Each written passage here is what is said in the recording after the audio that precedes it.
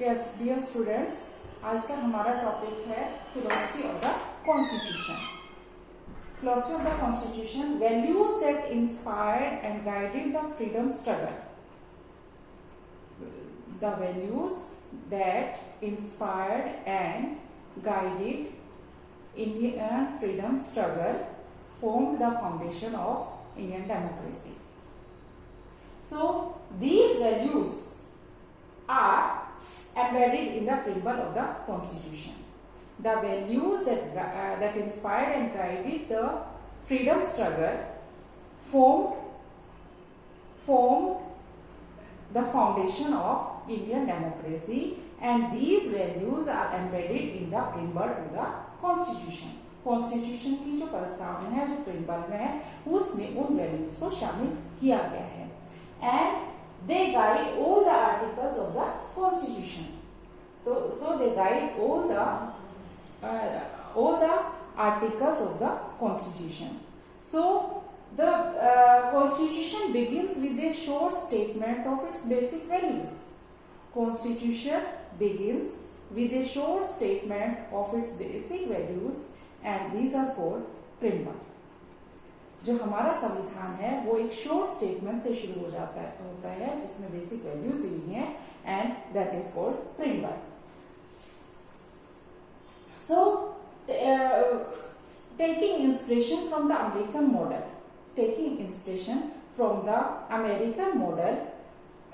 most countries in the world have started to begin their constitution with preamble. American constitution से प्रेरणा लेते हुए संसार के बहुत से जो देश हैं, उन्होंने अपना कॉन्स्टिट्यूशन जो है वो प्रिम्बल से लिखना शुरू कर दिया है. तो इसमें कुछ कीवर्ड्स हैं वो आपको एक्सप्लेन करूंगी. उसके बाद इंपॉर्टेंस ऑफ प्रिम्बल. जो संविधान की प्रस्तावना है उसका क्या मेथड, प्रिम्बल का क्या method. So preamble reads like a poem on democracy. The preamble of the Constitution reads like a poem on democracy. Second, it is the soul of the Indian Constitution. ये भारतीय संविधान की आत्मा है. ये ऐसा लगता है जैसे प्रिम्बल ऐसा लगता है जैसे कि लोकतंत्र पर कोई पोएम लिखी हुई हो. And it contains the philosophy on which the entire constitution has been built. It contains the philosophy on which the entire constitution has been built. इसमें वो philosophy शामिल है जिसपे मतलब सारा का सारा constitution based है. It provides a standard to examine and evaluate any law and action of the government to find whether it is good or bad. It also provides a standard to examine and evaluate any law or action of the government to find whether it is good or bad. मतलब ये हमें जो है सरकार के किसी भी कार्य को एग्जामिन करने का चांस देता है कि हम ये देख लें कि वो सही है या गलत है. तो और ये संविधान की आत्मा है. ये ऐसा लगता है जैसे कि डेमोक्रेसी पर हम कोई पॉइंट पढ़ रहे हों, और सारा इसमें वो फिलोसफी है जिसपे कि सारा का सारा कॉन्स्टिट्यूशन बेस्ड है. तो ये थी इंपॉर्टेंस ऑफ द प्रिम्बल. अब है नेक्स्ट टॉपिक आपका कॉन्स्टिट्यूशनल अमेंडमेंट्स. संविधान संशोधन क्या होते हैं, कॉन्स्टिट्यूशनल अमेंडमेंट्स क्या होते हैं. So a constitution is not merely a statement of basic values. A constitution is not merely a statement of basic values and philosophy. Constitution is mainly about embodying these values into institutional arrangements. Constitution is merely embedding these values in institutional amendments. So most of the Constitution is about these institutional arrangements. Most of the Constitution is about these institutional arrangements के बारे में है. और ये जो है it is a very long and detailed document. It is a very long and detailed document. काफी लंबा है, काफी लंबा दस्तावेज है, बड़ा है, डिटेल में है. So it needs to be corrected regularly to keep it updated. मतलब समय के साथ साथ, इसलिए इसमें जो है इसको सही करने की भी जरूरत होती है। So those who crafted the Indian constitution, जिन्होंने इंडियन कॉन्स्टिट्यूशन का क्राफ्ट तैयार किया, जिन्होंने इंडियन कॉन्स्टिट्यूशन बनाया, they wanted that it should be in accordance with people's aspiration and changes in society। कि मतलब ये जो है, जो कॉन्स्टिट्यूशन है, ये लोगों की इच्छाओं के आधार पर होना चाहिए और समाज में जो बदलाव हो रहा है उनके साथ होना चाहिए। They thought that it is not static or unalterable law, मतलब वो ये नहीं चाहते थे कि ये स्थिर रहे और इसको बदला ही ना जा सके। So they made provisions to corporate changes from time to time। इसलिए उन्होंने इसमें ऐसा रखा कि इसमें समय समय पर कुछ बदलाव किए जा सके, क्योंकि समय बदलता रहता है। जो चीजें पहले थी आज नहीं है, आज और मॉडर्न टेक्निक्स आ गई, काफी चेंजेस आ गए, काफी बदलाव आ गया, तो समय के साथ समाज भी बदल गया। जैसे पहले था समाज और आज समाज है, तो उसमें काफी बदलाव, तो समाज में भी बदलाव होते रहते हैं। तो इस तरह से हमें इनमें जो है थोड़े से चेंजेस करने पड़ते हैं। तो ये the changes are called constitutional amendments. ये जो परिवर्तन थे इनको संविधान संशोधन का कहा गया। Constitution describes the institutional arrangement in a very legal language। तो आपको constitutional amendment समझ में आ गया कि constitution is a long and detailed document and it needs to be corrected regularly to keep it updated। मतलब इसे सही करने के लिए इसमें समय पर जो है इसको ठीक करने की जरूरत होती है। और जो those people who crafted the Indian Constitution, जिन्होंने भारतीय संविधान बनाया था, they wanted that it has to be in accordance with people's aspiration and change in society। कि ये समय में समाज में जो परिवर्तन है उसके अनुसार होना चाहिए और लोगों की इच्छाओं के अनुसार होना चाहिए। They did not think it as a static and unalterable law। वो मतलब ये नहीं चाहते थे कि ये एक ऐसा कानून हो कि जिसको बदला ही ना जा सके, स्थिर हो। So they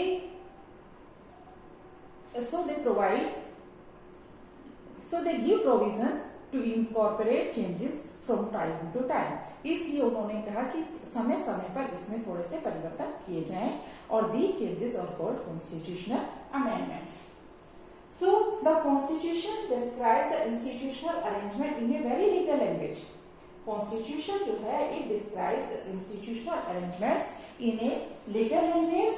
यदि हम कॉन्स्टिट्यूशन को पहली बार पढ़ते हैं तो मतलब हमें ये समझना लगता है कि काफी मुश्किल है इसको समझना कॉन्स्टिट्यूशन को, लेकिन जो इसकी इंस्टीट्यूशनल अरेंजमेंट्स हैं, इंस्टीट्यूशनल डिजाइन है, उसको समझना इतना मुश्किल नहीं है। दूसरे कॉन्स्टिट्यूशन की तरह जो इंडियन कॉन्स्टिट्यूशन है ये हमें बताता है, वो प्रोसीजर बताता है कि कैसे हमें अपने शासकों का चुनाव करना है, कैसे रूलर्स को चुनना है, किसके पास कितनी पावर होगी और वो कौन सा डिसीजन ले सकेगा। और it puts limits on the government also, ये सरकार पे भी सीमाएं लगाता है। गिव्स राइट्स टू सिटीजन्स, नागरिकों को अधिकार देता है that can not B violated, जिनको मतलब जो है उल्लंघन नहीं कर सकती गवर्नमेंट की। तो इसमें यही था आपका इतना, लेकिन इसमें जो की वर्ड्स है अब वो करते हैं। We the people of India. कई वर्ल्ड के अंदर कई कॉन्स्टिट्यूशन ऐसे हैं जो we the people of India से शुरू होते हैं। So the constitution has been drawn up and enacted by the people through the representative। The constitution has been drawn up by the people through their representative। मतलब constitution किसने बनाया? लोगों ने बनाया, अपने प्रतिनिधियों के माध्यम से, अपने प्रतिनिधियों के माध्यम से बनाया। मतलब इसको किसी राजा ने या किसी आउटसाइडर ने इसको हमें नहीं दिया है। कॉन्स्टिट्यूशन जो है वो लोगों ने बनाया अपने प्रतिनिधियों के माध्यम से। हमारा जो कॉन्स्टिट्यूशन है ये किसी ने हमें नहीं दिया, किसी राजा ने या बाहर की शक्ति ने। Swan, people have sovereign right to make decision on internal as well as external affairs। people have supreme right to make decisions on internal as well as external matters. लोगों के पास ये सर्वोच्च अधिकार है कि वो अपने अंदरूनी देश के अंदर जो मामले हैं या जो हमारे विदेशों से जुड़े हुए हैं वो मामलों पे हम जो है डिसीजन ले सकते हैं। कोई जो बाहरी ताकत है वो हमें दिशा निर्देश नहीं दे सकती। No external power can dictate the government. Socialist समाजवादी, और समाजवादी की वैल्यू जनरेटेड सोशली की जो संपत्ति है उसका निर्माण कैसे हो, समाज करे, पूरा समाज मिलके संपत्ति का निर्माण करे and it should be shared equally in society, और फिर ये समान रूप से समाज में बढ़ जानी चाहिए। Land industry should be owned by the government. जो भूमि है और उद्योग है उस पे गवर्नमेंट का अधिकार होना चाहिए ताकि सामाजिक और आर्थिक असमानता को कम किया जा सके। सेक्युलर धर्मनिरपेक्ष, citizens have complete freedom to follow any religion. Secular है, धर्मनिरपेक्ष है, मतलब भारत में नागरिक जो है वो किसी अपने धर्म को अपनाने के लिए, उसका प्रचार करने के लिए तो वो स्वतंत्र है। There is no official religion, कोई भी मतलब ऑफिशियल रिलीजन नहीं है कि ऑफिशियल रिलीजन, कोई भी ऑफिशियल रिलीजन नहीं है। और सिटीजन जो है उनके पास आजादी है कि वो किसी भी धर्म को अपना सकते हैं और उसका प्रचार प्रसार कर सकते हैं। गवर्नमेंट जो है it treats all the religions equally. सरकार जो है वो सभी धर्मों का समान रूप से व्यवहार करती है, सभी धर्मों के साथ, चाहे वो हिंदू हो, मुस्लिम हो। हालांकि भारत में ये हिंदू ज्यादा है, लेकिन फिर भी क्योंकि सेक्युलर कंट्री है तो सभी धर्मों के साथ एक जैसा व्यवहार करती है। डेमोक्रेटिक लोकतंत्र, a form of government where people enjoy equal political rights. A form of government where people enjoy equal political rights, एक ऐसी सरकार जहां पे लोगों को समान राजनीतिक अधिकार मिले, राइट टू वोट मिले, सबको राइट टू वोट मिले and they also elect their rulers, वे अपने शासकों का चुनाव कर सके। And the government is run according to some basic values। सरकार जो है कुछ जो आधारभूत वैल्यूज के द्वारा चलाई जाए, जैसे कि कॉन्स्टिट्यूशन के आधार पर। So a form of government where people enjoy all the where people enjoy equal political rights, जहाँ पे लोग जो है राजनीतिक अधिकारों का आनंद ले, समान रूप से सबको वोट देने का अधिकार हो। They elect their own government, वो अपनी सरकार चुन सके, और government is run by some according to some basic values. कुछ बेसिक जो वैल्यूज हैं हमारी, उनके आधार पर सरकार चलाई जाए। रिपब्लिक गणतंत्र, the head of the state is an elected person.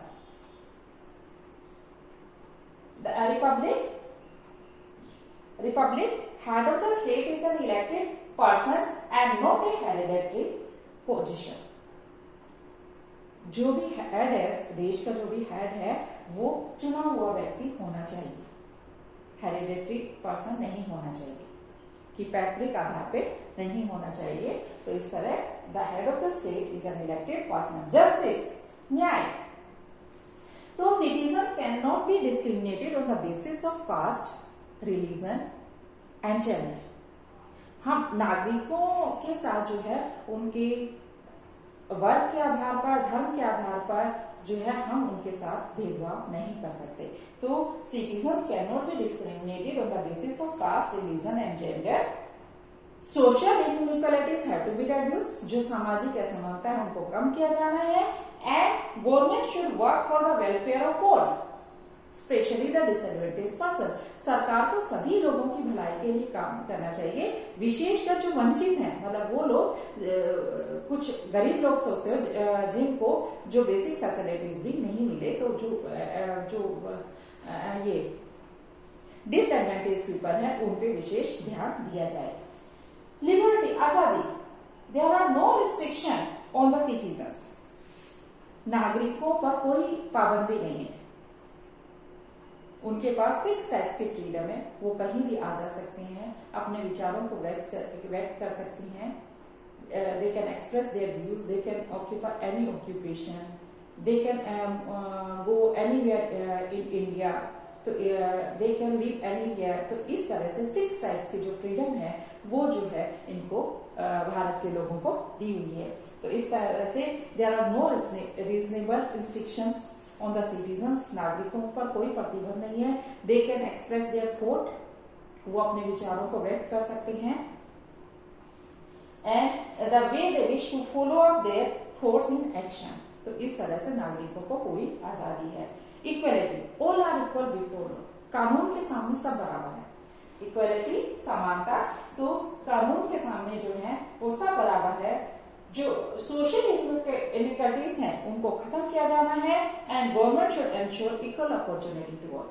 सरकार को ये ध्यान देने की जरूरत है कि सभी को समान अवसर मिलने चाहिए।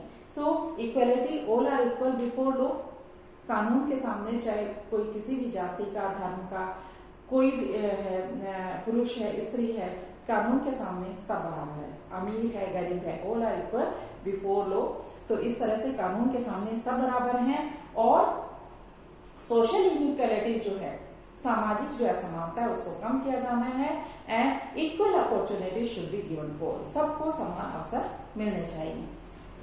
फ्रेटर्निटी, भाईचारा, all of us should behave as if we are the members of the same family. हम सबको ऐसे ही व्यवहार करना चाहिए जैसे हम एक ही परिवार के सदस्य हों। हम किसी को भी अपने से इंफीरियर ना समझे, छोटा ना समझे। तो इस तरह से ये जो कीवर्ड्स है, we the people of India, sovereign, socialist, secular, democratic, republic, justice, liberty, equality and fraternity, these are embedded in the preamble to the constitution. Constitution का जो प्रिम्बल है उसमें ये कीवर्ड जो है वो शामिल किए गए। तो इस तरह से आपको समझ आ गया होगा। फिलोसफी में प्रिम्बल का नहीं बताया था। Constitution begins with the short statements of its basic values for the preamble। फिर आपको importance of preamble बताई थी कि it reads like a poem on the democracy, it is the soul of Indian Constitution and it contains the philosophy on which the entire Constitution has been built। It provides a standard to examine and evaluate any action or law of the government to find whether it is good or bad। उसके बाद आपको constitutional amendments बताए थे, संविधान संशोधन, कि हमारे जो कॉन्स्टिट्यूशन मेकर्स थे उन्होंने इसको ऐसे नहीं लिया था कि ये स्टैटिक है, अनअल्टरेबल लॉ है। उन्होंने कहा था कि it has to be in accordance with people's aspiration and change in society. ये जो है लोगों की इच्छाओं और उनकी जो है समाज में जो परिवर्तन है उसके अनुसार होना चाहिए। So it needs to be corrected regularly to keep it updated. इसे अपडेट करने के लिए इसमें थोड़े से करेक्ट करने की जरूरत होती है।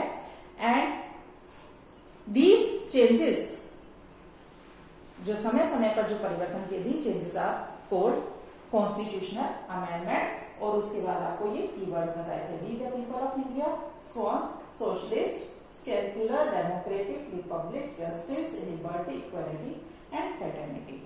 आपका ये लेसन खत्म हो गया। मुझे उम्मीद है कि आपको ये समझ आया होगा। अब मैं आपके इसके क्वेश्चन आंसर करवाऊंगी। क्वेश्चन आंसर इसके आपको एक्सरसाइज के नहीं करवाऊंगी, जो बीच में वैसे दिए हुए हैं बना के वो करवाऊंगी। तो इस तरह से वो क्वेश्चन आपको करने हैं, लेकिन पिछला काम भी जिसने नहीं किया वो करो, क्योंकि मैं फिर इस लेसन के खत्म होने के बाद आपके टेस्ट लूंगी। इस लेसन का भी और इकोनॉमिक्स के दोनों लेसन के जो टेस्ट हैं वो होंगे।